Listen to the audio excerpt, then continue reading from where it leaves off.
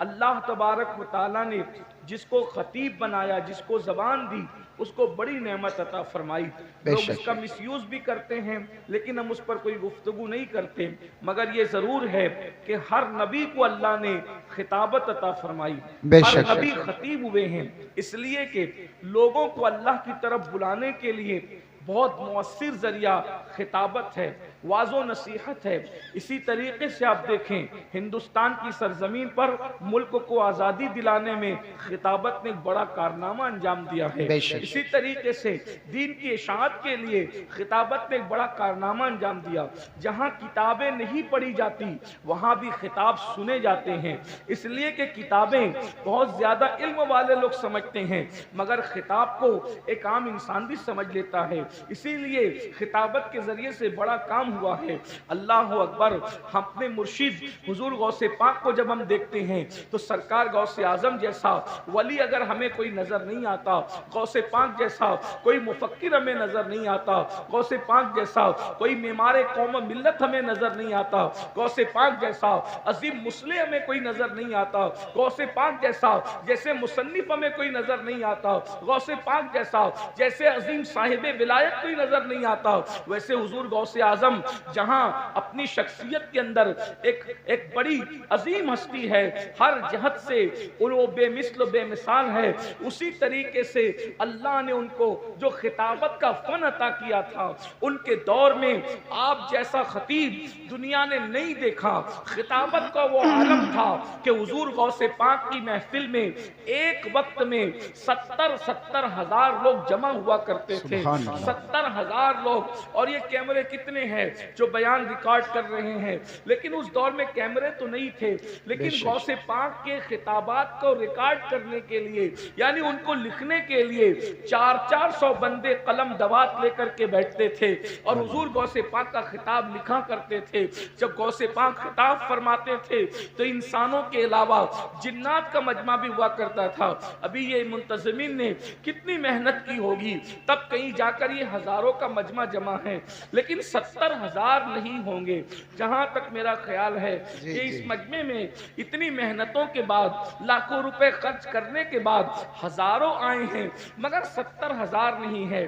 آج سے 900 سال پہلے نہ کوئی تشہیر ہے، نہ کوئی انٹرنیٹ کا دور ہے، نہ کوئی تشہیر کرنے والا ہے، اور 70,000 کا مجمع ہے۔ اللہ اکبر۔ اور پھر یہ 70,000 تو انسانوں کا مجمع ہے، اس میں جنات الگ ہیں، اس میں فرشتے الگ ہیں، اور پھر اللہ اکبر، صرف فرشتے اور جنات نہیں بلکہ انبیاء بھی تشریف لاتے ہیں، اور صرف انبیاء نہیں، امام الانبیاء بھی تشریف لاتے ہیں، مولا علی بھی تشریف لاتے ہیں۔ میرے امام نے بیان کیا، کہتے ہیں اللہ اکبر، ولی کیا مرسلی خود خیر الرسل آئے، تیری واز کی محفل ہے یا غوث، سبحان اللہ، سبحان اللہ، محفل ہے یا غوث۔ خود حضور سید العالمین تشریف لاتے ہیں، مولا علی تشریف لاتے ہیں۔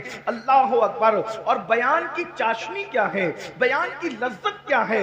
جو آتا ہے توبہ کر کے جاتا ہے، عیسائی آتا ہے مسلمان ہو کر کے جاتا ہے، یہودی آتا ہے مسلمان ہو کر کے جاتا ہے، مشرک آتا ہے مسلمان ہو کر کے جاتا ہے۔ کیفیت یہ ہے حضور غوثیت ماپ کی۔ لیکن میں آپ کے سامنے تھوڑا سا حضور غوث پاک کی خطابت اور دوسروں کی خطابت کا ایک فرق واضح کرنا چاہتا ہوں۔ میں آج کے تناظر میں کچھ نہیں کہوں گا، میں صرف جو ہے حضور غوث پاک کے دور کی بات کر رہا ہوں۔ آپ جانتے ہیں میرے بھائی، حضور غوث پاک نے جو انقلاب پیدا کیا ہے، آپ کو محی الدین کا لقب ملا، یعنی دین کو زندہ کرنے والا۔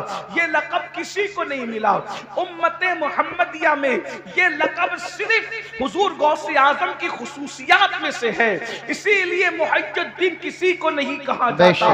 یہ دین کو زندہ کرنے والی حیثیت شخصیت ہے۔ آپ کیا ہستی ہے۔ آپ کے دور میں دراصل ہوا یہ تھا کہ سرکار غوث پاک کے دور میں جو حکمراں تھے، حکمراں طبقہ مسلمانوں کا بگڑ گیا تھا۔ آپ کو پتہ ہونا چاہیے، شراب کا دور دورہ ہے. اللہ اکبر. یہاں تک مورخین لکھتے ہیں کہ ایک ایک مسلمان مالدار کے گھر میں شراب پلانے والی 300 لڑکیاں ہوتی تھی. ایک ایک مالدار کے گھر میں مسلمان اتنا عیاش ہو چکا تھا. 800 لڑکیاں گانے والی ہوتی تھی.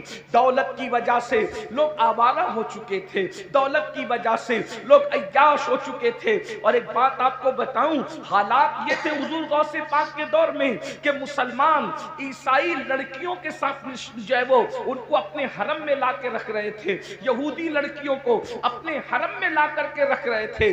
گویا کہ عیاشی کا کوئی بھی موقع انہوں نے ہاتھ سے جانے نہ دیا. اور پھر مذہبی طبقہ مالداروں کے سامنے سرنڈر ہو چکا تھا. مذہبی طبقے کا حال یہ تھا, وہ تقریریں کرتے تو لوگوں کو سلانے والی سے مطلب یہ, ارے تمہیں کیا ڈرنا, تم تو مسلمان ہو, تمہیں تو جنت ملنی ہے. آپ مجھے بتائیں, شرابیوں کو جنت اس طریقے سے بانٹی جائے گی تو کیا وہ شراب چھوڑے گا؟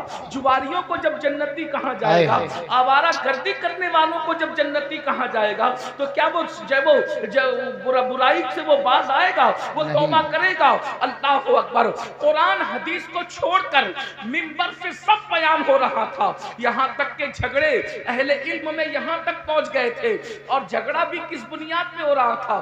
کالا کلر افضل ہے یا سفید کلر افضل ہے, سفید کلر افضل ہے یا ہرا کلر افضل ہے. یعنی قوم کو بیوقوف بنانے کی ہر پوری کوشش کر لی گئی تھی, اس لیے کہ وہ جانتے تھے جب تک کہ قوم کو لڑائیں گے نہیں اس وقت تک کہ ہم حکومت نہیں کر سکتے. اللہ اکبر. قوموں کے نذرانے پر پلنا یہ اس دور کے اہل علم کی پہچان ہو چکی تھی. اللہ اکبر. یہاں تک کہ اسلام جو ہے اس حالت میں پہنچ گیا, ایسے لگتا تھا جیسے اسلام معاذ اللہ مٹنے کے قریب ہو گیا, اسلام مرنے کے قریب ہو گیا. لیکن اسلام مٹنے تو نہیں آیا, اسلام مرنے تو نہیں آیا. اللہ اللہ. میرے آقا علیہ الصلوۃ والتسلیم کے پیارے دیوانوں, اس وقت اللہ نے قطب الاقطاب حضور غوث اعظم شیخ عبد القادر جیلانی کو پیدا فرمایا. امام حسن اور امام حسین کا وہ شہزادہ جو نجیب الطرفین سید تھا, جس کے بارے میں میرے امام یوں بیان فرماتے ہیں, تو حسینی حسنی کیوں نہ محی الدین ہو, تو حسینی حسنی کیوں نہ محی الدین ہو. اے خضر مجمع بحرین ہے چشمہ تیرا, اے خضر مجمع بحرین ہے چشمہ تیرا. اور شان کیا ہے شکر کے جوش میں جو ہے وہ تجھے کیا جانے, شکر کے جوش میں جو ہے وہ تجھے کیا جانے. خضر کے ہوش سے پوچھے کوئی رتبہ تیرا, ورفعنا لک ذکر کا ہے سایہ تجھ پر, ذکر اونچا ہے تیرا, بول ہے بالا تیرا. سرکار غوث اعظم بغداد گئے, بغداد کیپٹل تھا, بغداد راجدھانی تھا. اللہ اللہ. جب غوث پاک وہاں پہنچے, مدرسے میں تعلیم حاصل کی, اور اس کے بعد لوگ اپنی اپنی محفلیں سجائے بیٹھتے تھے. ایک دن اللہ کے رسول تشریف لائے اور اس کے بعد کہا, بیٹے عبد القادر تم بیان نہیں کرتے؟ تو غوث پاک نے فرمایا, یا رسول اللہ یہ سب عربی لوگ ہیں, ایک سے ایک بیان کرنے والے, ان کے درمیان میں کیا بیان کروں گا؟ سرکار غوث پاک سے حضور نے فرمایا, تم بیان کرو. عرض کی حضور میں عجمی ہوں, یعنی کہ غوث پاک کا جو وطن تھا جیلان تھا وہ ایران میں تھا. اس بنیاد پر فرمایا کہ میں عجمی ہوں حضور, میں کیسے بیان کروں؟ تو اللہ کے رسول علیہ السلام نے فرمایا, اپنا منہ کھولو. اور جب انہوں نے منہ کھولنے کے لیے فرمایا تو سرکار غوث پاک نے اپنے نانا جان مصطفیٰ کریم صلی اللہ علیہ وآلہ وسلم کے کہنے پہ منہ کھولا. تو حضور نے 7 مرتبہ اپنا لعاب غوث پاک کے منہ میں ڈالا, اور ساتھ میں مولا علی بھی تشریف لائے تھے. سرکار مولا علی آگے بڑھے اور آپ نے 6 مرتبہ غوث پاک کے منہ میں اپنا لعاب ڈالا. تو غوث پاک نے پوچھا, دادا جان, نانا جان صلی اللہ علیہ وآلہ وسلم نے تو 7 مرتبہ ڈالا, آپ نے 6 مرتبہ کیوں؟ تو فرمایا, تمہارے نانا جان صلی اللہ علیہ وآلہ وسلم کے ادب کی وجہ سے، کیونکہ میں رسول اللہ نے 7 مرتبہ ڈالا تو میں 7 مرتبہ اس لیے منہ میں آپ کے لعاب نہیں ڈالتا تاکہ ادب ملحوظ رہے۔ میں نے 6 پر رک کر کے بتایا کہ میں نبی کی برابری نہیں کرنا چاہتا۔ حضور غوث پاک فرماتے ہیں جب رسول اللہ کا لعاب اور مولائے کائنات کا لعاب میرے منہ میں پڑا تو لوگوں کو جیسے بے ساختہ الٹیاں آتی ہے ویسے مجھے تقریر آتی تھی، اور میں کنٹرول کے باوجود بھی، نہ چاہنے کے باوجود بھی خطاب سے رک نہیں پاتا تھا۔ اور پھر فرمایا جب میں نے خطاب سنا، غوث پاک فرماتے ہیں میرے پہلے خطاب میں صرف 2 لوگ بیٹھے ہوئے تھے، 2 لوگ، پہلی تقریر میں 2 لوگ بیٹھے ہوئے تھے، اور جب بھیڑ بڑی تو ایسا کہ میرا مدرسہ بھر گیا، پھر اس کے بعد جامع مسجد بھر گئی، پھر اس کے بعد اور بھیڑ بڑی تو لوگ میرا منبر اٹھا کر کے عیدگاہ لے گئے، اور ایک وقت میں 70 ہزار کا مجمع آنے لگا۔ اللہ اکبر، یہ کیفیت ہوئی، لوگوں کو ہدایت ملنے لگی، جتنے مقرر لوگ تھے سب کی محفلیں سونی ہو گئی۔ اس کی وجہ یہ ہے وہ کہانی لے کر بیٹھے تھے، وہ قصے لے کر کے بیٹھے تھے، وہ اپنی مرضی اور نفسانی خواہشات کے مطابق گفتگو کر رہے تھے۔ غوث پاک نے لوگوں کو قرآن و سنت کی طرف بلایا، لوگوں کو توحید و رسالت کی طرف بلایا۔ آپ جانتے ہیں اللہ اکبر، حضور غوث پاک کے دور میں کس طرح گمراہ کیا جا رہا تھا، لایانی باتیں کہی جا رہی تھی۔ غوث پاک نے قرآن و سنت کی طرف بلایا۔ اب میں اپنے اصل عنوان کی طرف آتا ہوں، چند خطبات میں حضور غوث پاک کی آپ کی خدمت میں پیش کرنا چاہتا ہوں۔ حضور غوث پاک فرماتے ہیں اگر مقرر مال کے لیے جو ہے وہ تقریر کرے، یہ غوث پاک کے خطبات سے میں پڑھ رہا ہوں۔ آج کے تناظر میں نے کوئی بات نہیں کرنی، لوگ برا مانتے ہیں، اس لیے میں آج کے تناظر میں کچھ نہیں کہہ رہا ہوں۔ میں 900 سال پہلے کی بات اور 900 سال پہلے کی بات کر رہا ہوں۔ اللہ اکبر، غوث پاک فرماتے ہیں جو مال کی محبت میں تقریر کرتا ہے اس کی تقریر سے کوئی فائدہ نہیں ہو سکتا، اس کی تقریر سے کوئی انقلاب نہیں آ سکتا، اس کی تقریر سے کوئی تبدیلی نہیں آ سکتی۔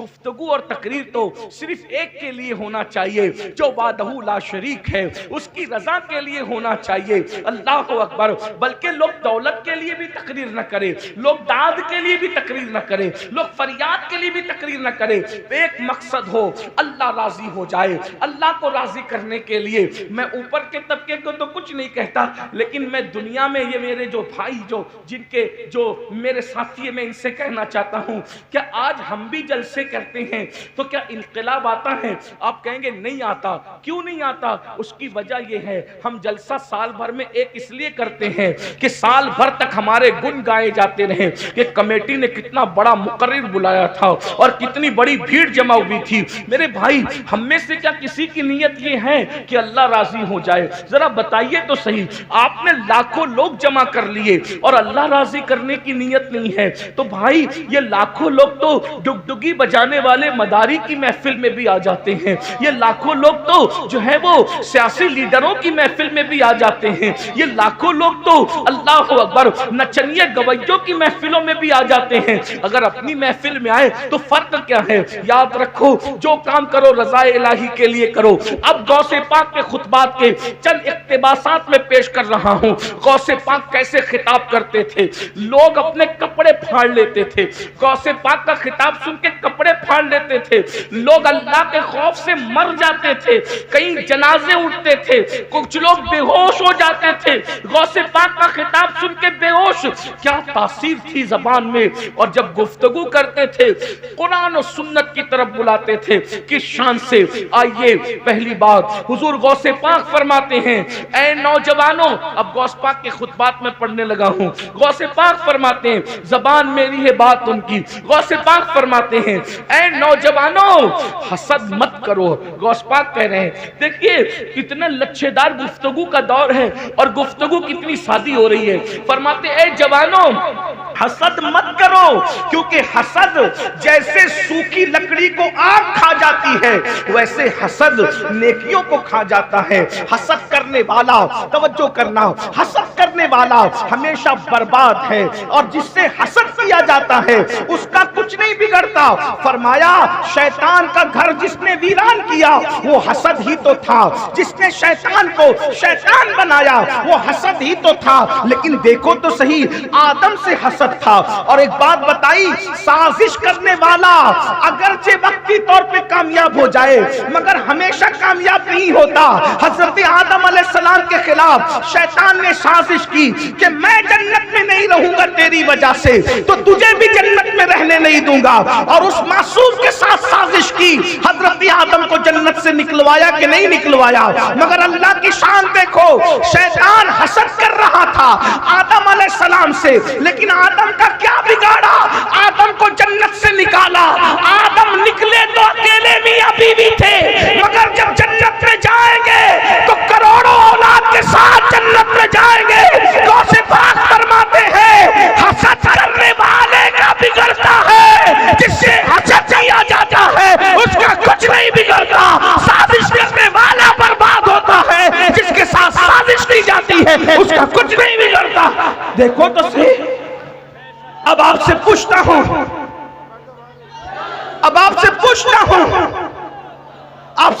ہوں، کیا تم سازشیں نہیں کرتے؟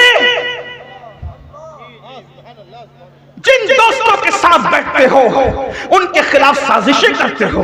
سازش کرنا کس کا کام ہے؟ شیطان کا۔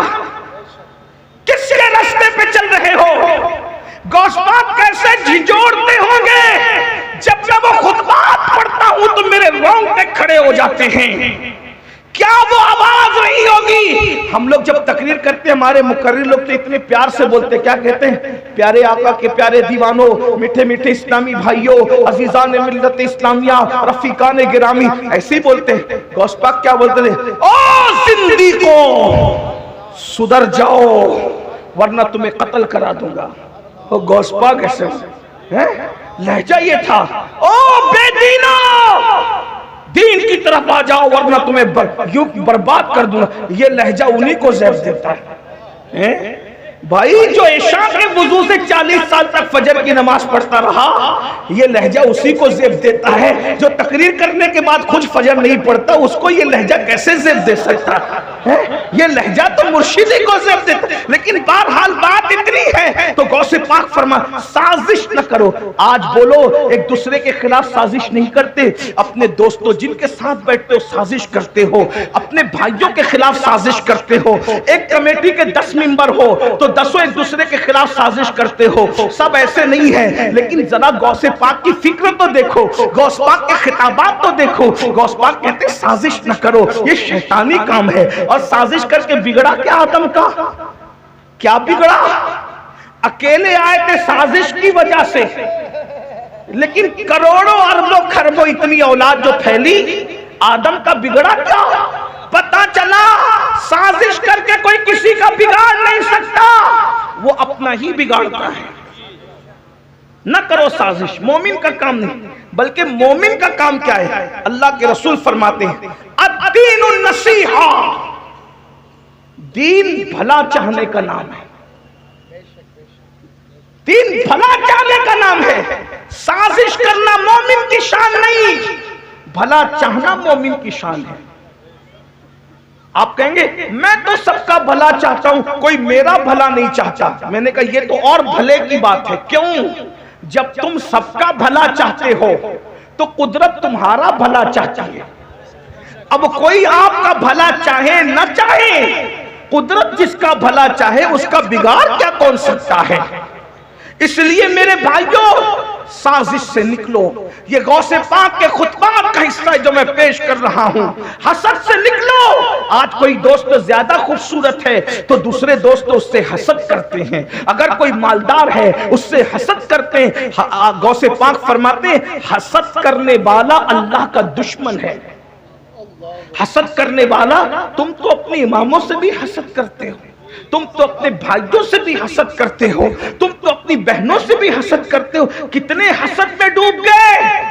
حسد زنا سے بھی خطرناک ہے، حسد چوری سے بھی خطرناک ہے، حسد سور کھانے سے بھی خطرناک ہے، حسد شراب پینے سے بھی خطرناک ہے، اس لیے کہ حسد نے کسی کو شیطان بنایا ہے، شیطان۔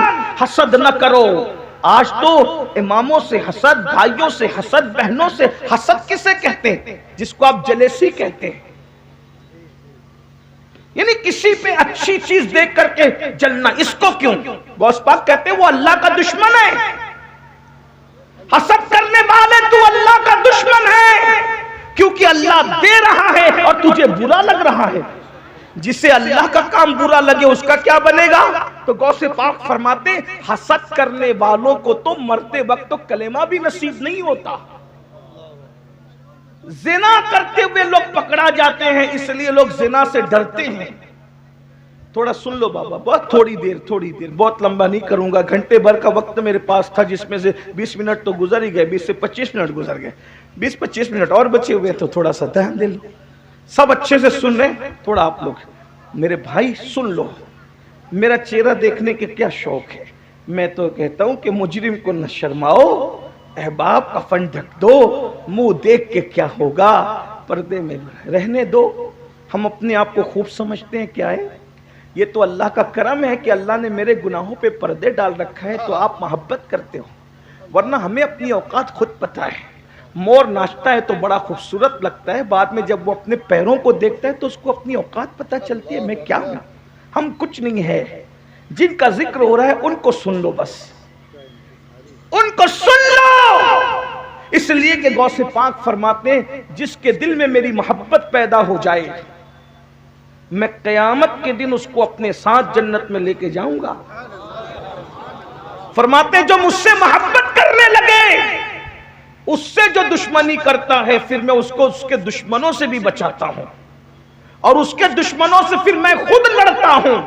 کہتے مریدی لا تخف واشن فإنی عزوم قاتل عند القتال، میرے ماننے والے گھبرانا نہیں، تیرا پیر عبد القادر جیلانی بدلہ لینے والا اور دشمنوں کو قتل کرنے والا ہے۔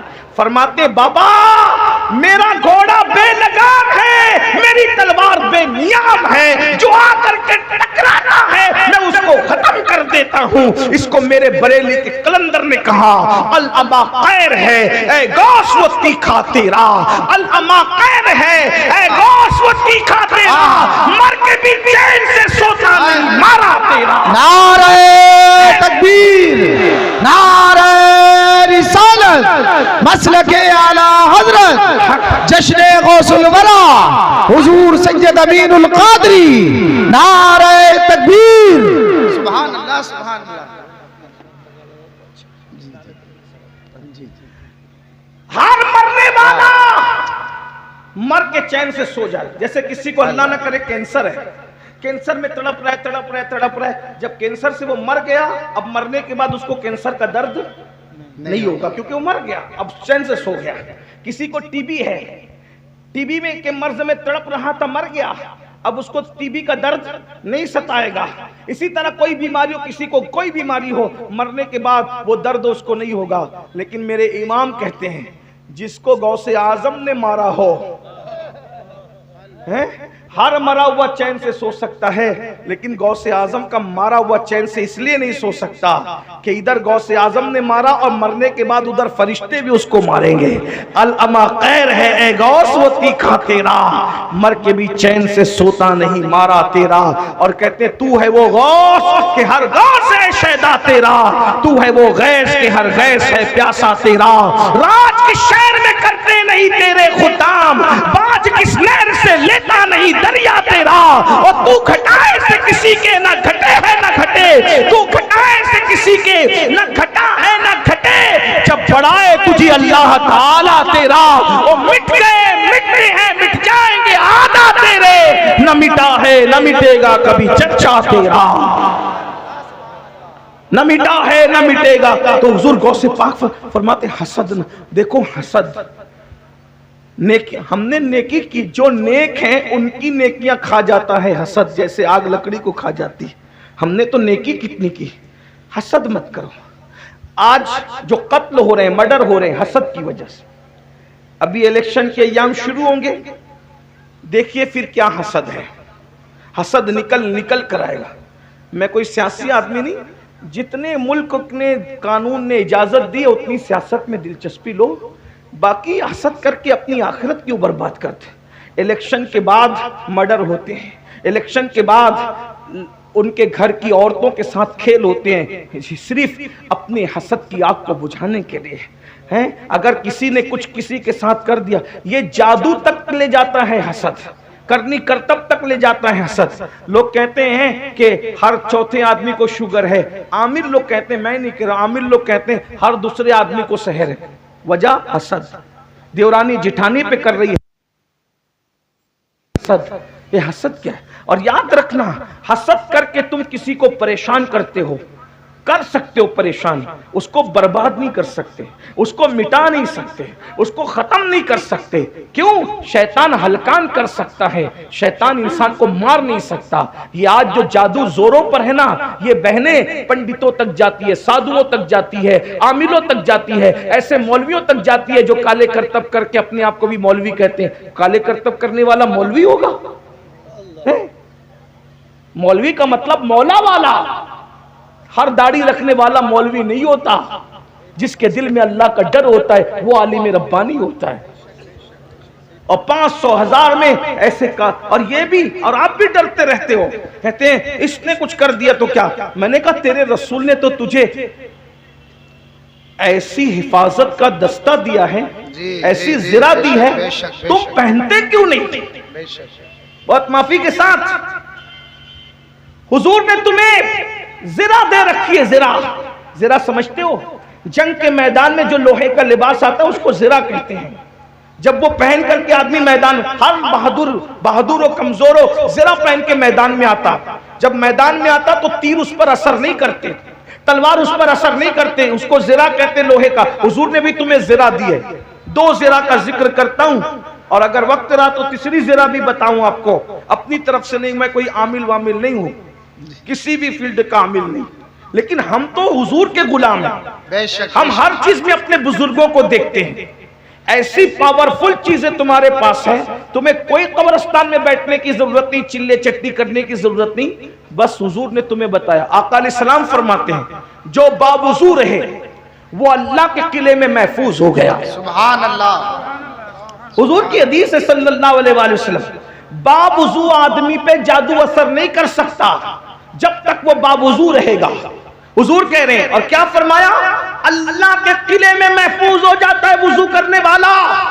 ارے کوئی بادشاہ کے قلعے میں محفوظ ہو جائے, اس کا کوئی کیا بگاڑ سکتا ہے؟ جو اللہ کے قلعے میں محفوظ ہو اس کا کوئی کیا بگاڑ سکتا ہے؟ بے شک بے شک. سرکار غریب نواز پہ کیسا جادو کرنا چاہا, ہوا جادو کا اثر ہوا غریب نواز پر, ہوا غریب نواز پہ جادو کا اثر. باوضو رہو, لیکن باوضو کیا رہو گے میرے بھائی, برا مت ماننا, تم تو کھڑے ہو کر پیشاب کرتے ہو, اس کے بعد پانی بھی نہیں لیتے.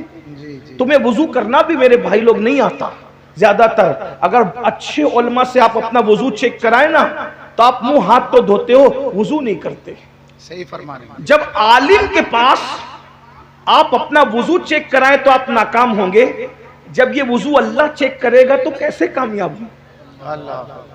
کمپیوٹر سیکھانا, وضو بھی سیکھ لیتے, موبائل چلانا سیکھانا تو غسل بھی سیکھ لیتے, کم سے کم پاک تو رہتے. بے شک. 3 بچوں کے باپ ہو گئے, غسل وضو نہیں آتا.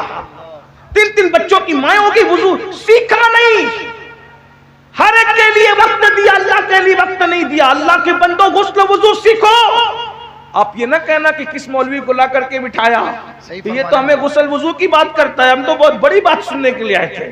میں نے کہا دیکھو میرا کام ڈاکٹر کا ہے, میں آپ کا میزبان نہیں ہوں, میں ڈاکٹر کا کام سے آیا ہوں. میزبان جو ہوتا ہے وہ مہمان کی پسند کی غذا کھلاتا ہے یا اپنی پسند کی کھلاتا ہے, لیکن ڈاکٹر نہ اپنی پسند کی کھلاتا ہے نہ مہمان کی, کیونکہ وہ مہمان نہیں ہوتا, وہ تو ضرورت کے مطابق دوا دیتا ہے, چاہے مریض اس کو 4 گالیاں دے دے. تو ہم بھی اسی طرح آئے میرے بھائی, نام آپ کے میزبان نہیں ہے. آپ نے ابھی تک وضو نہیں سیکھا, آپ جنت میں کیسے جاؤ گے؟ آپ اپنا وضو چیک کریں نا, کسی عالم سے چیک کرائیں.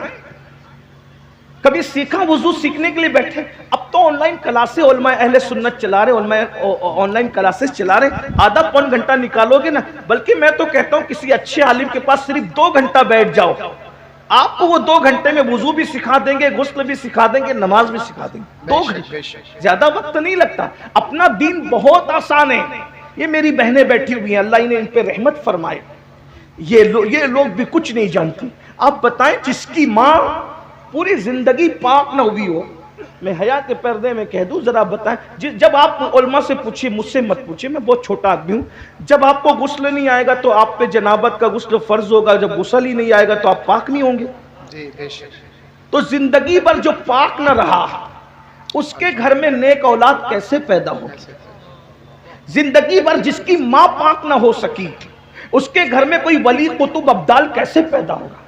ولی قطب اور ابدال کے لیے ام الخیر جیسی ماں چاہیے، سبحان اللہ، ابو صالح جیسا باپ چاہیے، تب ولی پیدا ہوتا، بلکہ ولیوں کا سردار پیدا ہوتا۔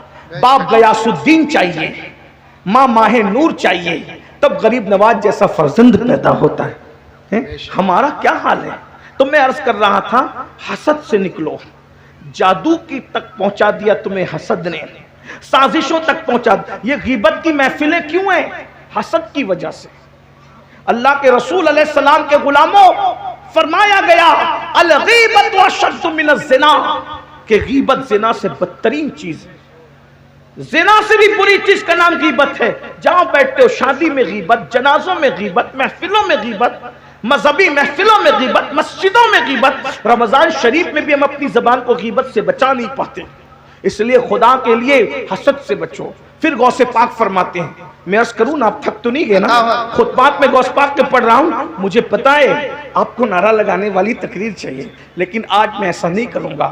میں کوئی کرامت غوث پاک کی بیان نہیں کروں گا، حالانکہ میں کرامت پر ایمان رکھتا ہوں، میرا عقیدہ ہے الحمدللہ، لیکن آج میں غوث پاک کے خطبات پڑھ رہا ہوں۔ توجہ کرنا، غوث پاک فرماتے ہیں تکبر نہ کرنا۔ جوانوں سے کہتے ہیں جوانوں تکبر نہ کرنا، کیوں؟ کیونکہ ہر گناہ فاسق بناتا ہے اور تکبر کافر بناتا ہے۔ وَاسْتَكْبَرَ وَكَانَ مِنَ الْكَافِرِينَ، اور تکبر کیا کافروں میں سے ہو گیا۔ تمہیں بائک ملتی ہے، مہنگی والی بائک، اس پہ جینس اور ٹی شرٹ پہن لیے اور اللہ نے تھوڑا سا حسن دے دیا تو کتنا گھمنڈ کرتے ہو، کسی کو سلام نہیں کرتے، بوڑھوں کا مذاق اڑاتے ہو، علماء کا مذاق اڑاتے ہو، یہ تکبر ہے نا۔ مال نے تمہیں گھمنڈی بنایا نا، حسن نے تمہیں گھمنڈی بنایا نا، جوانی نے تمہیں گھمنڈی بنایا نا۔ غوث پاک فرما رہے تکبر نہ کرنا۔ اللہ پاک فرماتا ہے کہ تکبر میری چادر ہے اور بڑائی میرا تیبن ہے، اس کو مجھ سے چھیننے کی کوشش نہ کرو۔ جو اس کو چھیننے کی کوشش کرتا ہے، میں اس کے دانت توڑ دیتا ہوں، میں اس کو تباہ کر دیتا ہوں، میں اس کو برباد کر دیتا ہوں۔ تکبر کسی کو زیبا نہیں ہے۔ حسن کی بنیاد پر تکبر کرنے والوں، دولت کی بنیاد پر تکبر کرنے والوں، نیکی کی بنیاد پر تکبر کرنے والوں، تکبر کا مطلب اپنے آپ کو کچھ سمجھنا، میں کچھ ہوں۔ دیکھتے نہیں، کوئی آئے تو سلام نہیں کرتے، کوئی سلام کرے تو جواب نہیں دیتے۔ ارے شادیوں میں اگر کوئی غریب مالداروں کے پاس آ کے بیٹھ جائے تو اپنے سفید کپڑے سمیٹنے لگتا ہے۔ نادان ہو، اللہ اکبر، اپنے سفید کپڑوں پہ گھمنڈ کرنے والوں، یہ وجود مٹی کی غذا بننے والا ہے، اس وجود کو مٹی نے کھانا ہے۔ میں تو ایک بات مجھے یاد آئی، اللہ اکبر، ایک مرتبہ مولا مشکل کشا ایک خوبصورت پیالے میں شربت پی رہے، مولا علی پاک خاتم الولایت، سید السادات، امام المشارق والمغارب، حلال مشکلات والنوائب، اخی رسول و زوج البتول، فاتح خیبر، قاسم ولایت، سیدنا علی ابن ابو طالب کرم اللہ تعالی وجہہ الکریم، خوبصورت سے مٹی کے پیالے میں شربت پی رہے ہیں۔ بزرگوں کی نظر دیکھو، بزرگوں کی فکر دیکھو، بزرگوں کے سوچنے کا انداز دیکھو۔ میری قوم کے جوانوں، ہمارے مرشد سرکار مولا مشکل کشا نے جب شربت کا پیالہ منہ کے قریب کیا، آنکھ میں ٹپ ٹپ آنسو آ گئے، اور اتنے آنسو آئے کہ آنسو کی وجہ سے داڑھی تر ہو گئی۔ لوگوں نے پوچھا مولا شربت پیتے وقت رونے کا کیا مطلب؟ مولا مشکل کشا نے فرمایا یہ مٹی کا خوبصورت پیالہ دیکھ کر کے رونا آ گیا، کتنے خوبصورت چہرے مٹی میں ملے ہیں، اور ان مٹی میں ملنے کے بعد اتنے خوبصورت چہروں کی مٹیاں ایک ساتھ ملی ہے، تب کہیں جا کر یہ خوبصورت پیالہ بنا ہے۔ بھائیو، کس گھمنڈ میں ہو؟ اس دولت کے گھمنڈ میں کہ فرعون دولت کو اپنے ساتھ نہ لے جا سکا، نمرود دولت کو اپنے ساتھ نہ لے جا سکا، دولت کے نشے میں خدا کو بھول کر کے تکبر کر رہے ہو، غریبوں کو حقیر جانتے ہو، ارے زکات بھی دیتے ہو تو حقارت کے ساتھ دیتے ہو، چندے بھی دیتے ہو تو حقارت کے ساتھ دیتے ہو، ایسے اس سے تو تھا کہ نہ دیتے۔ کیا دین آپ کا محتاج ہے؟ کیا اللہ کے غریب بندے آپ کے محتاج ہیں؟ اللہ کے ایسے بھی بندے زمین پہ موجود ہیں کہ وہ بھیک بھی دیتے ہیں اور معذرت کر کے کہتے ہیں اگر تکلیف ہوئی ہو تو معاف کر دینا۔ چندہ دیتے ہیں، عالم دین سے کہتے ہیں حضرت روزے میں آپ کو مجھے زکوٰۃ میرے پاس لینے کے لیے، چندہ لینے کے لیے آپ آئے، تکلیف ہوئی ہو تو معاف کر دینا۔ کچھ بڑے حقارت سے دیتے۔ گھمنڈ مت کرو، اللہ کو گھمنڈ پسند نہیں ہے، تکبر پسند نہیں ہے، اللہ کو مت بھولو۔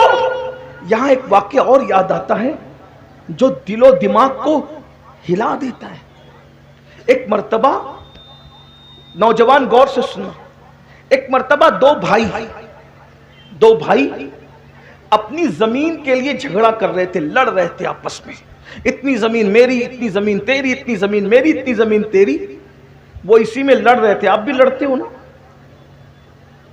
دنیا دنیا دنیا، کبھی اللہ کو بھی یاد کرتے ہیں؟ دنیا دنیا دنیا، ہائے دنیا واہ دنیا، دنیا کرتے ہی مر جاتے۔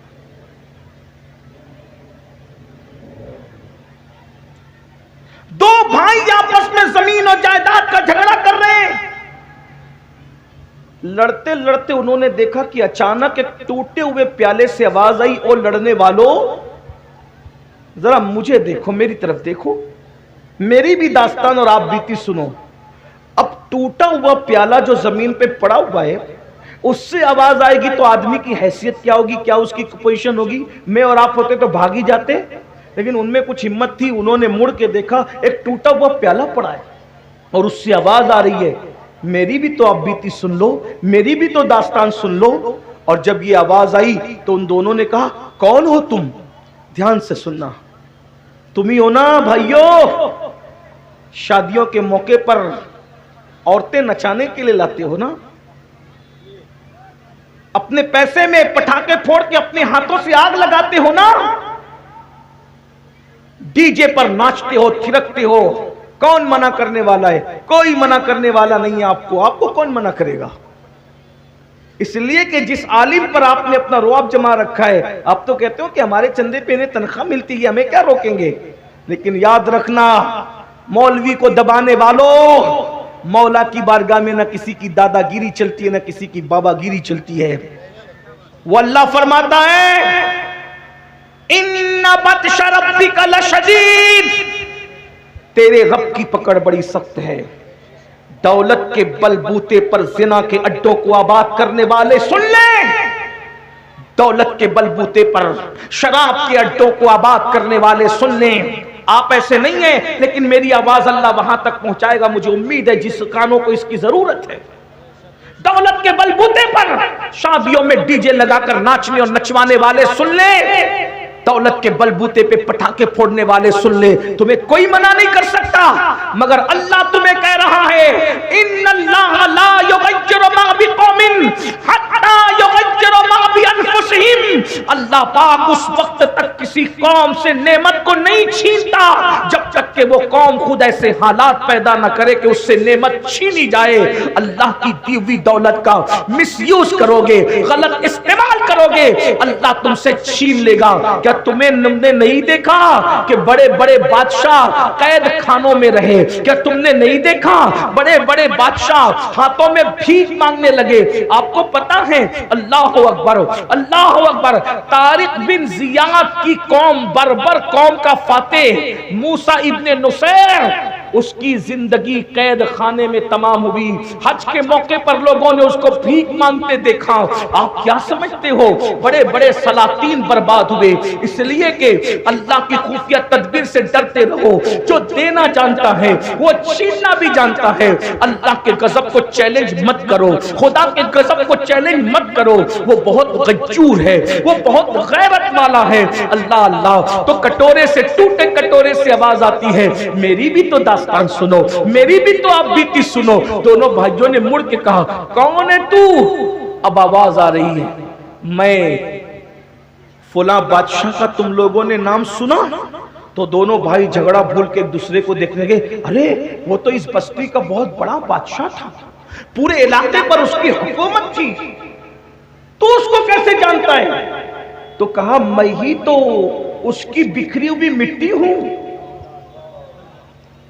جس کو تم بادشاہ کہہ رہے ہو میں اس کی بکھری ہوئی مٹی ہوں. کہا وہ کیسے؟ بات سمجھ میں نہیں آئی, وہ کیسے؟ اب سننا ذرا اس بادشاہ کی داستان ٹوٹے ہوئے کٹورے کی زبانی. یہ دل کی آواز ہے میری, یہ میرے دل کی آواز ہے. میں تقریر نہیں کر رہا ہوں. جب غوث پاک کا خطاب بیان کروں گا تو میں کیا خطاب کروں گا؟ میں نے کچھ نہیں کہنا, لیکن دھیان سے سنو. ایک بادشاہ کی آپ بیتی, ایک ٹوٹے ہوئے کٹورے کی زبانی. میری بہنوں کی بھی توجہ چاہتا ہوں.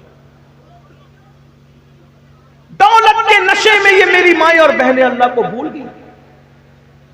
پوری زندگی ہار, زیورات, اچھے کپڑے, بیوٹی پارلر, اسی کی نظر ہو رہی ہے.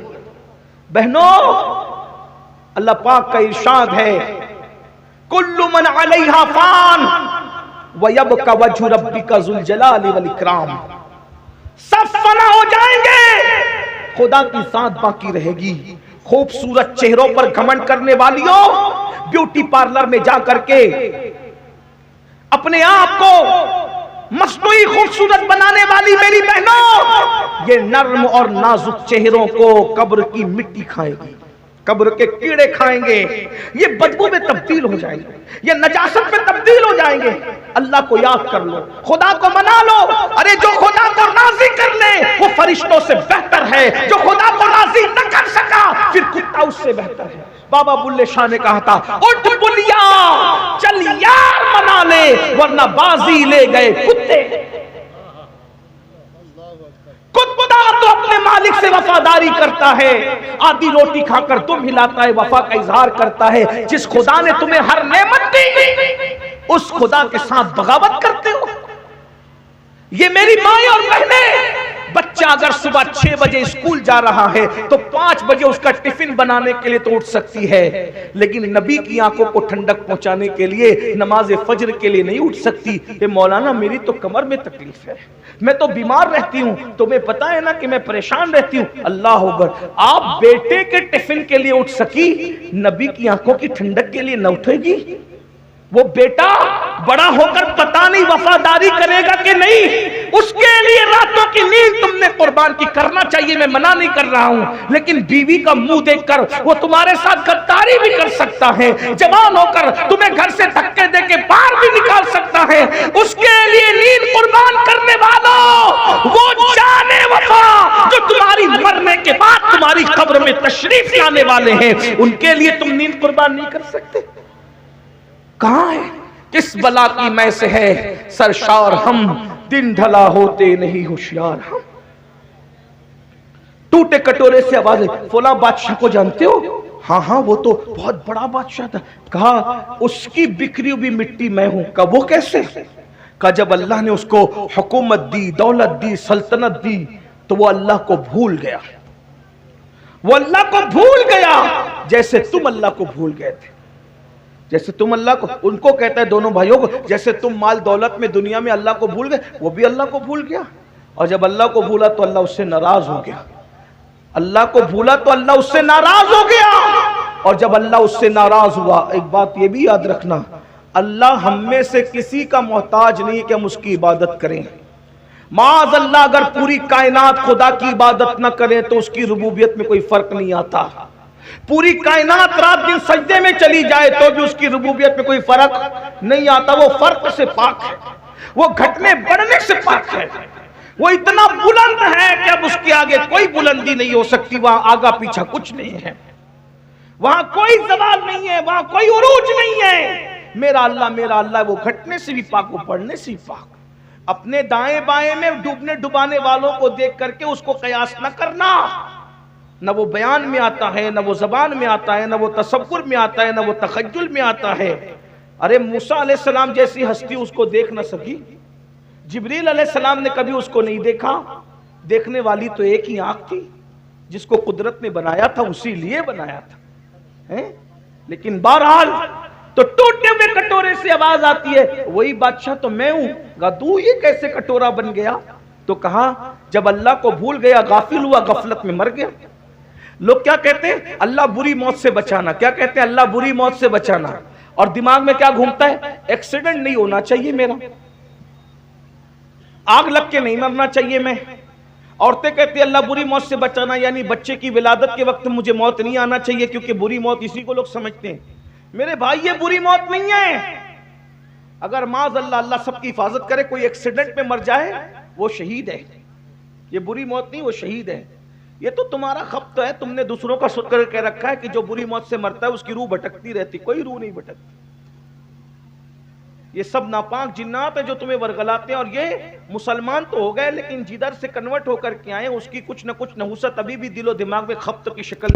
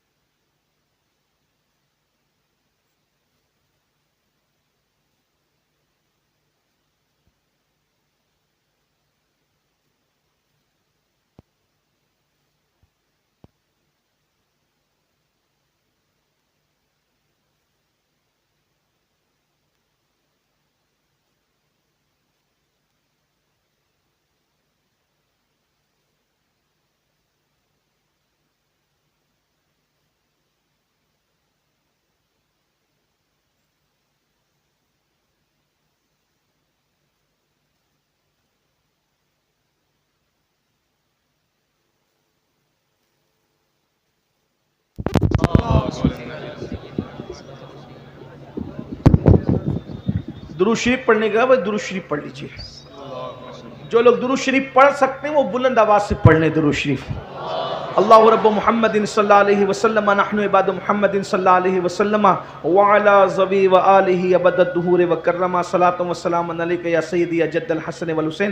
بس میں اب ختم کرنے لگا ہوں، تھوڑا سا وقت ہے۔ نہ ایکسیڈنٹ کی بری موت ہے، اللہ سب کو بچائے، لیکن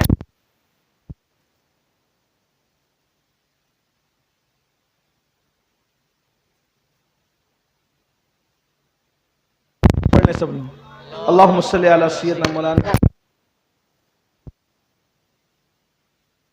یا رسول اللہ۔ جلدی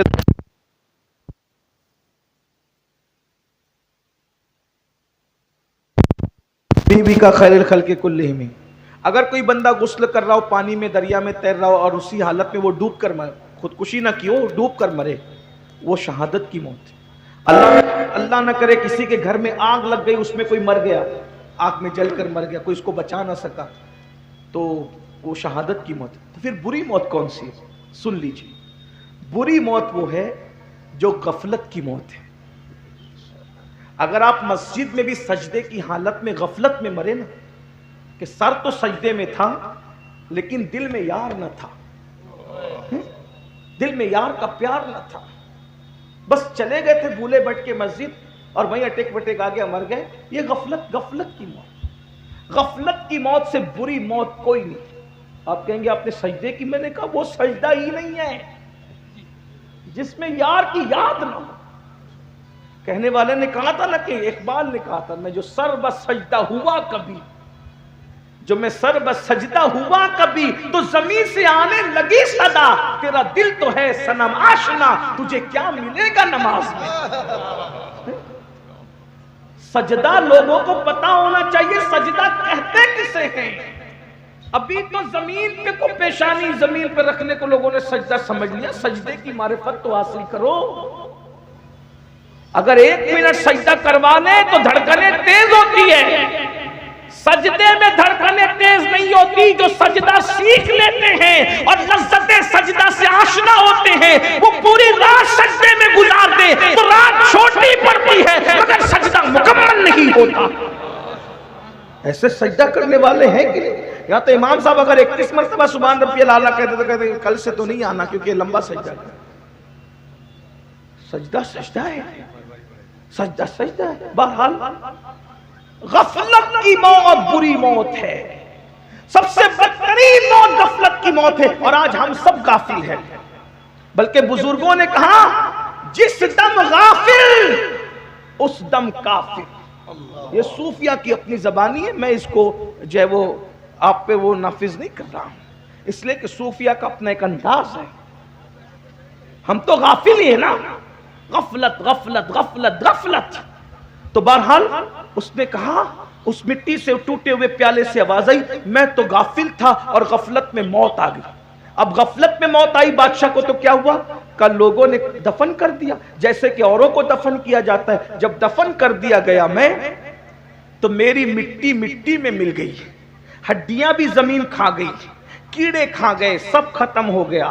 اور جب مٹی میری مٹی میں مل گئی، یعنی میرا جسم مٹی میں مل گیا، تو پھر صدیوں میں ایسے سال آئے کہ اوپر کی مٹی نیچے، نیچے کی مٹی اوپر، اوپر کی مٹی نیچے، نیچے کی مٹی اوپر۔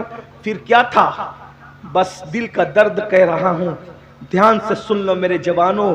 اس ٹوٹے ہوئے پیالے سے آواز آئی، جب میری مٹی مٹی میں مل گئی، مٹی مٹی میں مل گئی، تو مٹی اگرچہ مٹی میں مل جائے، جسم اگرچہ مٹی میں مل جائے، مگر روح باقی رہتی ہے۔ تو ایک ایک ذرے کے ساتھ کیا ہو رہا ہے یہ احساس ہوتا ہے۔ اور حدیث پاک میں آیا کہ جن جن چیزوں سے زندوں کو تکلیف پہنچتی ہے ان چیزوں سے مردوں کو بھی تکلیف پہنچتی ہے۔ تو اس ٹوٹے ہوئے پیالے سے آواز آئی، تھا تو کبھی بادشاہ، مگر جب مٹی مٹی میں مل گئی تو لوگ میرے اوپر پیشاب کرتے تھے، میرے منہ پہ پاخانہ کرتے تھے۔ میرے بھائیوں، ایک منزل آپ پر بھی وہ آ سکتی ہے، مرنے کے بعد جب لوگ ہماری مٹی پر پیشاب کریں گے تو ہمارا کیا بنے گا؟ لوگ ہماری مٹی پہ پاخانہ کریں گے تو ہمارا کیا بنے گا؟ ارے قبروں پر کتے گھومیں گے تو کیا بنے گا؟ یہ غافل لوگوں کا حال ہے۔ اللہ اکبر! خدا کے لیے دنیا ہی سب کچھ نہیں ہے، یہ دنیا چند دن کی ہے، یہ دنیا چند لمحے کی ہے۔ ارے میرے بھائی، تمہیں کس نے منع کیا مال نہ کماؤ، عزت نہ کماؤ، اچھا کھانا نہ کھاؤ؟ کس نے منع کیا؟ اچھا کھاؤ، اچھا پہنو، مال کماؤ، سب کرو، انجوائے کرو، مگر حرام کام مت کرو، اللہ کی نافرمانی مت کرو، اللہ کو مت بھولو، روزی پاکے رزاق کو مت بھولو، کچھ وقت نماز کے لیے نکالو، کچھ وقت عبادت کے لیے نکالو، اللہ کے لیے کچھ ٹائم نکال لیا کرو۔ میرے بھائیوں، جس اللہ نے ہمیں پوری زندگی دی ہے، 10 منٹ کا ٹائم اس کے لیے نہیں ہے آپ کے پاس، ہم سے بڑا بے وقوف کون ہوگا؟ ہم سے بڑا ناہنجار کون ہوگا؟ ہم سے بڑا غدار کون ہوگا؟ میرے بھائی، ہم نے واٹس ایپ کو تو گھنٹوں دیے، اپنے اللہ کے لیے 10 منٹ نہیں ہے۔ اللہ اللہ، ہم نے فیس بک کو تو گھنٹوں دیے، اپنے اللہ کے لیے 10 منٹ نہیں ہے۔ یعنی معاذ اللہ، جتنی اہمیت آپ واٹس ایپ کو دے رہے ہیں اتنی اہمیت بھی آپ اللہ کی عبادت کو نہیں دے رہے ہیں۔ آپ کون سے مسلمان ہو میرے بھائی؟ آپ کیسے مسلمان ہو میرے بھائی؟ ارے اللہ سے پیار کرنے والے تو وہ تھے کہ پہلی رات کی دلہن چھوڑ دی اللہ کے لیے اور جام شہادت نوش کر لیا۔ پھر اللہ نے دیکھو، جو اللہ سے پیار کرتا ہے اللہ اس سے کیسے پیار کرتا ہے؟ توجہ آپ کی، جو اللہ سے پیار کرتا ہے اللہ اس سے کیسے پیار کرتا ہے؟ اللہ اس کے لیے قانون بدل دیتا ہے۔ جو اللہ سے پیار کرے اللہ اس کے لیے قانون بدل دے۔ ان علماء سے پوچھو، اللہ کے رسول کی حدیث بخاری شریف کی، جہاں جنبی ہوگا، یعنی جہاں پر غسل جنابت کسی پہ فرض ہے، ناپاک آدمی ہوگا، وہاں رحمت کے فرشتے نہیں ہوں گے۔ جہاں غسل جنابت فرض والا آدمی ہے وہاں رحمت کے فرشتے نہیں ہوں گے۔ لیکن اے سرکار حنظلہ، آپ کی عظمتوں پہ قربان، جہاں جنابت ہے وہاں رحمت کے فرشتے نہیں ہے، مگر حنظلہ جنابت میں ہے اور رحمت کے فرشتے غسل دیتے نظر آ رہے ہیں۔ وجہ کیا ہے تو پتا چلے گا، حنظلہ نے خدا رسول کی محبت میں اپنی جان کو قربان کر دیا تو فرشتے رحمت کے ان کو جنابت کا غسل دیتے نظر آ رہے ہیں۔ قانون بدل دیا گیا، قانون بدل دیا گیا۔ اندازہ تو کریں، توجہ تو کریں، ہم اللہ کی محبت کی قدر ہی نہیں کرتے۔ سب کو ٹائم دے رہے ہیں، 5 وقت کی نماز کے لیے 50 منٹ لگتے ہیں، کیا جاتا ہے؟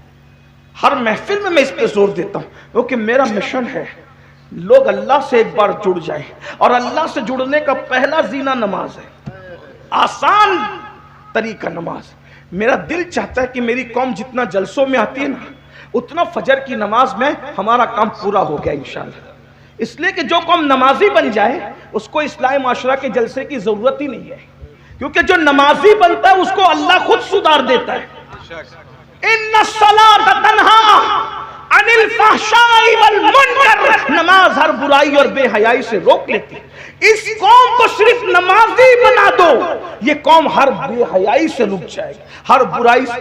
ابھی آپ پلٹ کے یہی سوچ رہے ہو نا، لیکن ہمارے محلے کے نمازی تو ابھی تک سود کھاتے ہیں۔ میں نے کہا وہ نمازی نہیں ہے بھائی، میں نے کہا نمازی کہلانا اور ہے، نمازی بن جانا اور ہے۔ بولے وہ نمازی تو عورتوں کو تکتے ہیں، میں نے کہا وہ نمازی نہیں ہے، اس لیے کہ اٹھک بیٹھک الگ چیز ہے، نماز الگ چیز ہے۔ ہاں، فلسفہ رہ گیا تلقین غزالی نہ رہی، تب برقی نہ رہی، شعلہ مقالی نہ رہی، وائز قوم کی وہ پختہ خیالی نہ رہی۔ فلسفہ رہ گیا تلقین غزالی نہ رہی، رہ گئی رسم ازا روح بلالی نہ رہی۔ اللہ کے لیے کچھ وقت نکال لیجئے، غفلت کی موت مت مریے، توبہ کر لیجئے، اللہ کی بارگاہ میں معافی طلب کیجئے، کچھ ٹائم دے دو اپنے اللہ کی بارگاہ میں۔ تو ٹوٹے ہوئے پیالے سے آواز آئی، بادشاہ تھا مٹی میں ملا، مرنے کے بعد لوگوں نے پیشاب اور پاخانے کی، پاخانے پیشاب لوگوں نے کی، پھر کیا ہوا؟ اسی مٹی کو ایک دن کمار آیا اور میری مٹی کو اٹھا لے گیا۔ جب اٹھا لے گیا تو مٹی کو سڑایا، اس میں گوبر ملایا۔ ہائے ہائے، یہ بادشاہ کی مٹی کا حال دیکھو، یہ بادشاہ غافل لوگوں کا انجام دیکھو۔ اللہ غیور ہے، وہ خفیہ تدبیر فرمانے والا ہے، وہ خفیہ تدبیر فرمانے والا ہے۔ کہ کمار نے مٹی سڑایا، سڑانے کے بعد پھر کٹورا بنایا، اور کٹورا میری مٹی سے بنا، اور پھر اس کو آگ میں تپایا، تو آگ میں بھی تپا میں۔ احساس تو زندہ تھا نا، ذرے بکھر چکے تھے لیکن احساس تو زندہ تھا، پیشاب ہو رہا ہے، پاخانہ ہو رہا ہے، سڑایا جا رہا ہے، بنایا جا رہا ہے، اور آگ میں جلایا بھی گیا، تب میں کٹورا بنا۔ اور کٹورا بنا کر کے مجھے جب بازار میں بیچا گیا تو میں بکا بھی۔ جو کبھی بادشاہ دوسروں کو خریدتا تھا، آج وہ بازار میں اس کی مٹی بک رہی ہے۔ میرے بھائیو، یہ دنیا، اللہ کی خفیہ تدبیر سے ڈرو، توبہ کرو۔ کہ مجھے بازار میں بیچا گیا، جب میں بازار میں بکا کٹورے کی شکل میں، تو پھر اس میں کھانا کھایا گیا، پانی پیا گیا، یہ کیا گیا، وہ کیا گیا۔ پھر ایسا ہوا کہ کسی کی ٹھوکر مجھے لگی، اور میری کسی کی ٹھوکر نے مجھے ٹکڑے ٹکڑے کر دیا، اور آج مجھے یہاں لا کر کے پھینک دیا گیا۔ تم کو زمین پہ لڑتا ہوا دیکھ کر کے میں سوچ رہا ہوں کہ چلو میں فائدہ نہ اٹھا سکا نصیحتوں سے، تم کو نصیحت کر دوں، اس لیے سدھر جاؤ، سنور جاؤ، اس طرح دنیا سے محبت نہ کرو۔ تب دونوں بھائی کو سمجھ میں آیا، جب بادشاہوں کا یہ حال ہوا مرنے کے بعد، ہمارا کیا حال ہوگا۔ بس میں بھی اسی بات پر اپنی بات کو مکمل کر لیتا ہوں، ٹائم زیادہ ہو گیا۔ انشاءاللہ غوث پاک کے خطبات کے جو اقتباسات میں نے چھیڑے تھے پھر کبھی پڑھوں گا۔ اللہ تعالی ہم سب کو توفیق دے، اللہ ہمیں سنوار دے، ہماری زندگیوں میں انقلاب پیدا کر دے، اللہ ہمیں غفلت سے نکال دے، حسد سے نکال دے، تکبر سے نکال دے، گھمنڈ سے نکال دے۔ اللہ پاک نماز کے لیے ہمیں وقت نکالنے کی توفیق عطا۔ علماء کرام کریں 2-4 منٹ کچھ اور بات کر لیں۔ تو آئیے، میں نے جو کہا تھا وہ جو بات چل رہی تھی اسی سے کنیکٹ بات کر دو تھوڑی سی، کیونکہ علماء کرام کا حکم ہے، اس لیے اللہ اکبر۔ تو پہلی چیز جو آپ کے پاس جو حفاظت کا ذرا ہے وہ وضو ہے، اور دوسری چیز میرے آقا فرماتے ہیں نماز۔ اللہ کے رسول فرماتے ہیں کہ جو بندہ نماز پڑھتا ہے اللہ تبارک و تعالی اس کو اپنی حفاظت کی زرہ پہنا دیتا ہے، اور اس سے جو دشمنی کرتا ہے اس سے اللہ لڑتا ہے۔ دیکھیے تو صحیح ذرا غور تو کیجئے کہ اس سے جو لڑتا ہے اس سے اللہ لڑتا ہے، اس سے اللہ انتقام لیتا ہے۔ اور حدیث پاک میں آیا کہ جو بندہ نماز پڑھتا ہے جو بندہ نماز پڑھتا ہے اس بندے کا حال یہ کہ اللہ اس کے ساتھ وعدہ فرماتا ہے کہ جو نماز پڑھے گا ہم اس کو بے حساب جنت میں داخل کریں گے، اس کو عذاب میں گرفتار نہیں کریں گے، اس کو عذاب میں مبتلا نہیں کریں گے۔ کیوں؟ اب بتاؤ، جب نماز پڑھنے والے کو اللہ اپنے عذاب میں گرفتار نہیں کرتا تو پھر اللہ اس کو دنیا کی مصیبتوں میں کیسے گرفتار کرے گا؟ اللہ کے بندو، آج ہر بندہ پریشان ہے، مالدار بھی پریشان، غریب بھی پریشان، خوبصورت بھی پریشان، کم خوبصورت بھی پریشان، اور سب لوگ آ کر کہتے ہیں حضرت دعا کریں۔ اچھی بات ہے، اللہ کے نیک بندوں سے دعا کرانا چاہیے، لیکن ایک بات کہتا ہوں، یہ جو پریشانیاں ہیں، یہ جو تکلیفیں ہیں، یہ جو بلائیں کیوں ہیں؟ قرآن کہتا ہے وما اصابکم من مصیبت فبما کسبت ایدیکم، کہ تم پر جو کچھ مصیبت آتی ہے وہ تمہارے گناہوں کی وجہ سے آتی ہے، وہ تمہارے ہاتھ کی کمائی کی وجہ سے آتی ہے۔ غوث پاک کے خطبات میں پڑھ رہا تھا، آئیے خطبے کا ایک اور میں پوائنٹ آپ کے سامنے رکھ دوں۔ حضور غوث پاک کے خطبے کا، حضور غوث پاک رضی اللہ تعالیٰ فرماتے ہیں کہ آپ نے حسد اور تکبر کے بارے میں سنا۔ غوث پاک فرماتے ہیں اگر چاہتے ہو کہ تم کامیاب ہو جاؤ، بس یہ آخری پوائنٹ ہے، علماء نے حکم دیا تو میں یہ بات آخری پوائنٹ کے طور پہ رکھ رہا ہوں، خطبات تو آپ کے بہت سارے ہیں۔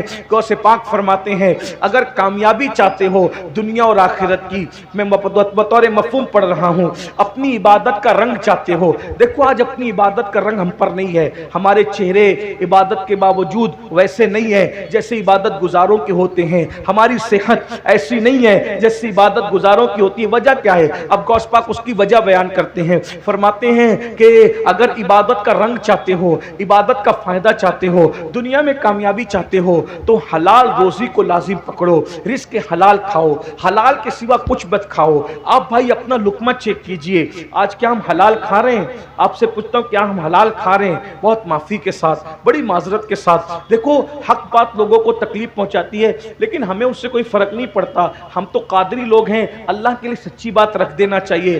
آج لوگ جو ہیں بڑی بڑی باتیں کرتے ہیں، ہر سال حج کو جا رہے ہیں، ہر سال عمرے کو جا رہے ہیں، نمازی بنے ہیں، مسجد کے متولی بنے، یہ بنے وہ بنے، لیکن لقمے کی پابندی نہیں ہے، حلال و حرام میں کوئی تمیز نہیں ہے، جو جی میں آ رہا ہے کھاتے جاؤ، پیٹ میں ڈالتے جاؤ۔ کچھ تو اتنے بے باک کہتے ہیں مولانا بسم اللہ پڑھ کے کھا لو، سب حلال ہے، استغفر اللہ، انا للہ و انا الیہ راجعون۔ پھر کیا ہو رہا ہے کہ وہ لاٹری بھی کھیل رہے ہیں، وہ ڈیجیٹل طور پہ جوا بھی کھیل رہے ہیں۔ آج جوا ڈیجیٹل اتنا عام ہو گیا ہے، بڑے بڑے دیندار گھرانے کے لوگ، مالدار گھرانے کے لوگ، نوجوان چھوکرے راتوں رات کروڑ پتی بننے کا شوق ہے، راتوں رات جو ہے وہ مالدار بننے کا شوق ہے، ایزی منی کے چکر میں، شارٹ کٹ میں مالدار بننے کے چکر میں جوا کھیلا جا رہا ہے۔ یاد رکھنا نسلیں برباد ہوگی، نسلیں۔ اللہ کے بندو حرام کو کیا سمجھ رکھا ہے؟ حرام برباد ہونے کے لیے ہے، حرام تباہ ہونے کے لیے، بلکہ حرام کے اتنے دروازے کھلے ہیں، لوگ تو ٹور شروع کرتے ہیں، حاجیوں کے عمرہ کرنے والوں کے پیسے لے کے بھاگ جاتے ہیں۔ سوچئے تو صحیح، حیرت کی بات ہے، حیرت۔ وہ غریب لوگ بیچارے جو 50-100 روپیہ جمع کر کے پیٹ مار مار کے جمع کرتے ہیں، ٹور والے ان کے پیسے لے کے بھاگ جاتے ہیں۔ کون ہے وہ لوگ؟ مسلمان ہیں نا۔ لوگوں کی ہمت کیسے ہوتی ہے حج کے نام پہ جمع کیے ہوئے پیسے لے کے بھاگنے کی؟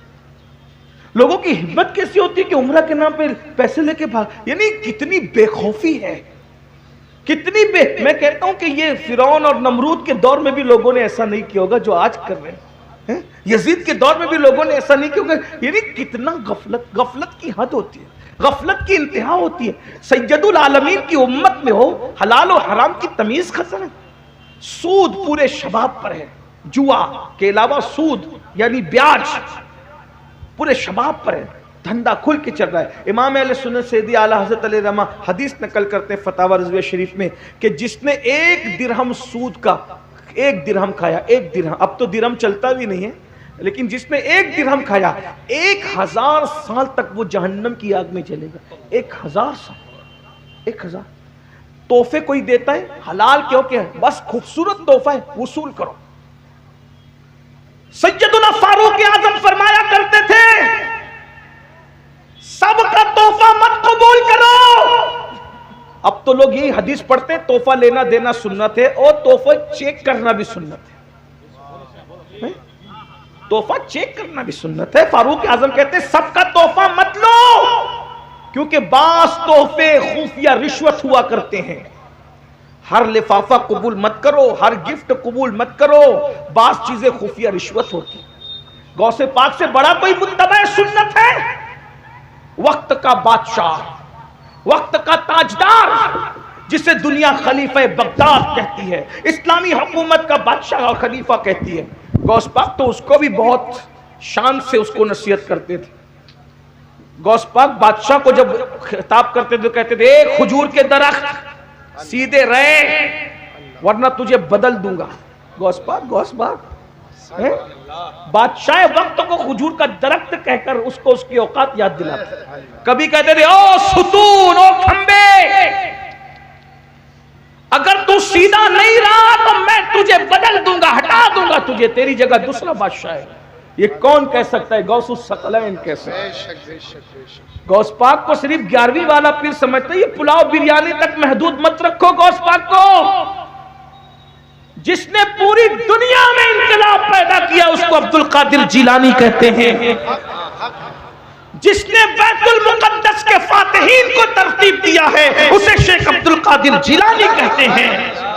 عیسائیوں کے قبضے میں گئے ہوئے بیت المقدس کو چھیننے کے لیے جس نے شیر نر صلاح الدین ایوبی کی شکل میں پیدا کیا ہے اس کو شیخ عبد القادر جیلانی کہتے ہیں. کیا بات ہے، کیا بات ہے. اور گھروں میں بیٹھ کر تسبیح لانا ابھی تصوف ہوا ہے، ورنہ جو اس دور کا تصوف تھا جسے پیور تصوف کہتے ہیں وہ یہ تھا کہ خانقاہ میں بیٹھ کر کے وہ ٹیم تیار کرے جو قوموں کی قیادت کرے. صلاح الدین ایوبی مرید ہے غوث اعظم کے، صلاح الدین ایوبی کا باپ مرید ہے غوث اعظم کے. بے شک بے شک. 10 سال کی عمر میں صلاح الدین ایوبی مرید ہوئے تھے غوث پاک کے. ان کے ابا لے گئے تھے، سرکار یہ میرا بیٹا اس کو مرید کر لو. غوث پاک نے دیکھا مرید کیا، کہا حضرت دعا کر دو. کہا دعا کیا؟ یہ تو اتنا بڑا آدمی ہے کہ رہتی دنیا تک لوگ اس کے کارنامے کو یاد کرتے رہیں گے. صلاح الدین خود بیان کرتے کہ سب کے سروں پہ ہاتھ رکھ کے مرشد دعا دیتے تھے، میرے سر پہ نہیں رکھا ہاتھ. مرشد نے میرے گلے اور گردن پہ ہاتھ رکھ کے دعا دی، اللہ تیری حفاظت کرے. ہائے ہائے ہائے، جو سمجھ گئے وہ سمجھ گئے. غوث پاک نے سر پہ ہاتھ رکھنے کی بجائے صلاح الدین کہتے ہیں میری گردن پہ گلے پہ ہاتھ رکھا. اور صلاح الدین پوری جنگوں میں چند اکیلے ہزاروں میں گھس جاتے تھے مگر صلاح الدین کی گردن کوئی اڑا نہ سکا، کوئی اس کو شہید نہ کر سکا. جب بستر پہ دنیا سے جا رہے تھے تو لوگوں نے کہا صلاح الدین اتنی ہزاروں کی فوج میں گھستے تھے مگر تم قتل نہ ہوئے. تو مسکرا کے کہتے تھے کیسے وہ گردن کٹتی جس پر شیخ عبد القادر جیلانی نے ہاتھ پھیرا. سبحان اللہ سبحان اللہ، کیا بات ہے. وہ گردن کیسے کٹتی جس پر غوث اعظم غوث پاک نے جو بیت المقدس کے فاتحین تھے اس میں 60% حضور غوث پاک کے مرید اور خلفاء تھے. تاریخ پڑھیے، آپ کیا سمجھتے ہو؟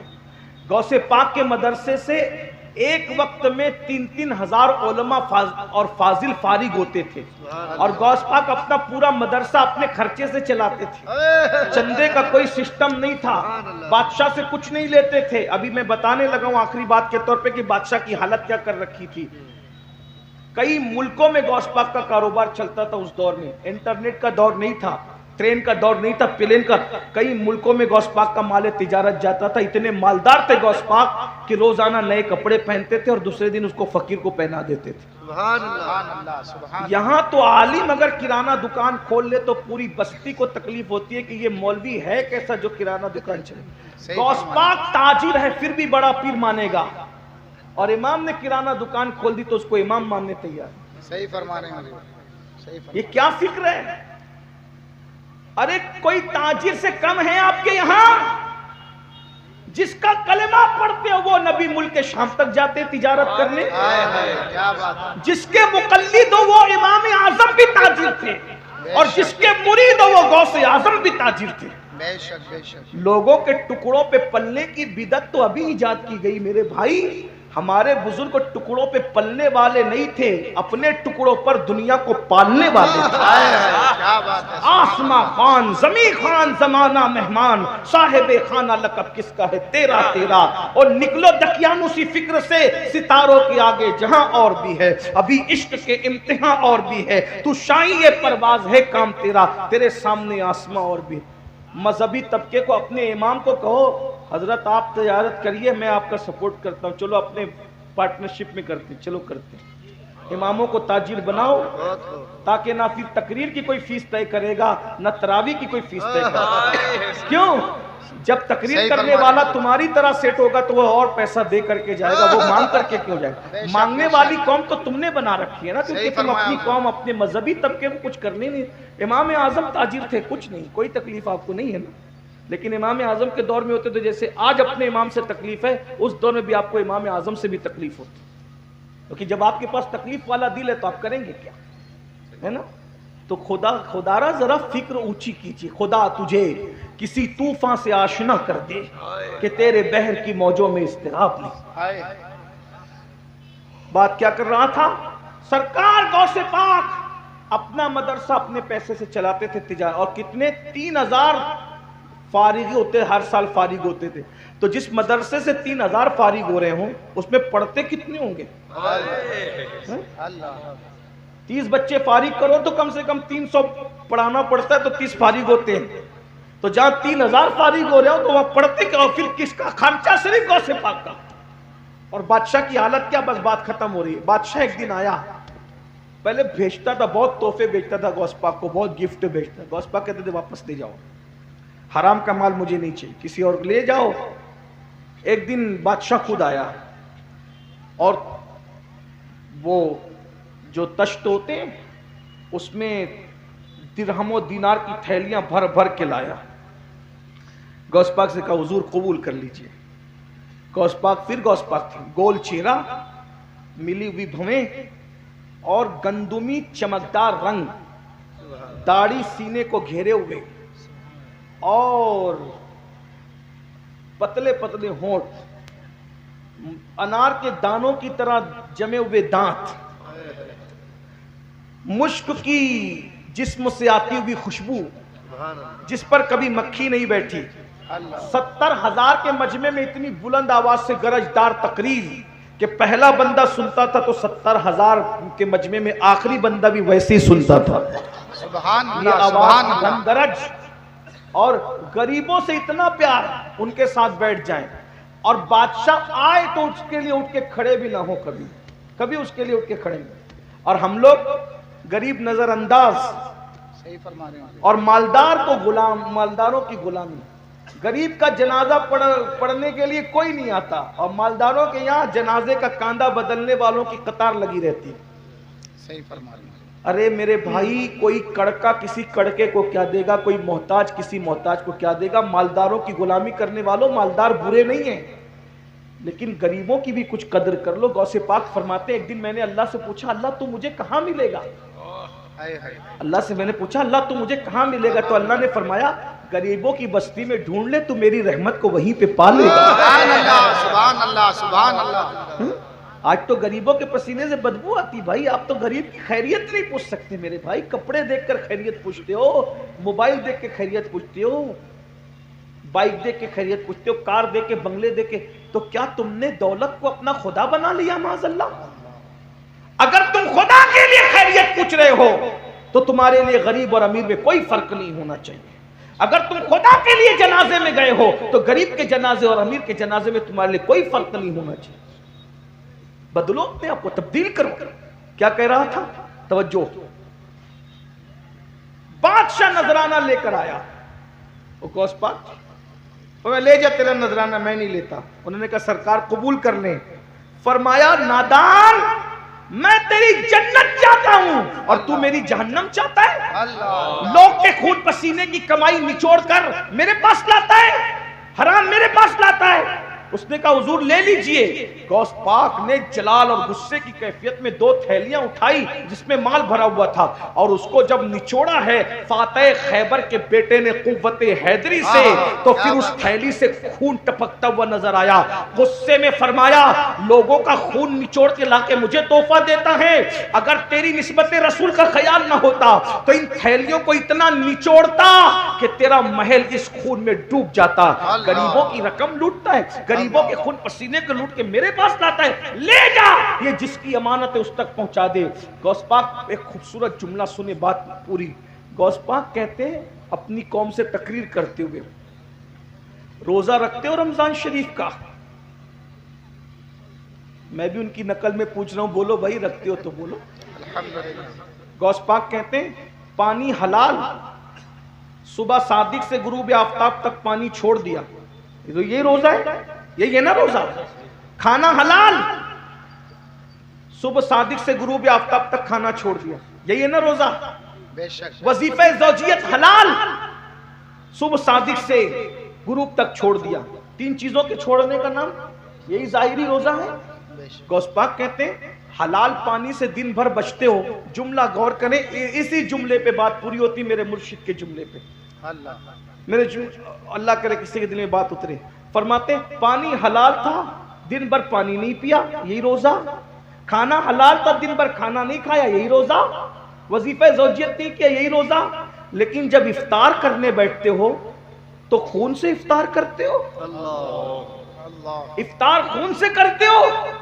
اب لوگ حیران، غوث پاک پھر غوث پاک کہا ہم خون سے کیسے افطار کرتے؟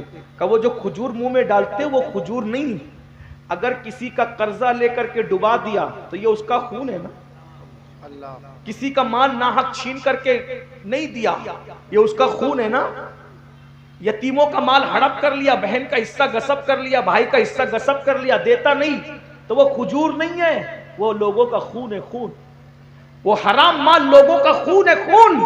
تو کہا پانی حلال تھا وہ چھوڑ دیا، کھانا حلال تھا وہ چھوڑ دیا، وظیفہ زوجیت حلال تھا وہ چھوڑ دیا، اور خون تو حرام تھا اس سے افطار کر رہا ہے۔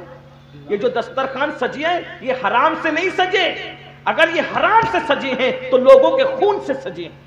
جو قوم لوگوں کے خون سے افطار کرتی ہو اس قوم کے روزے کا کیا حال ہوگا؟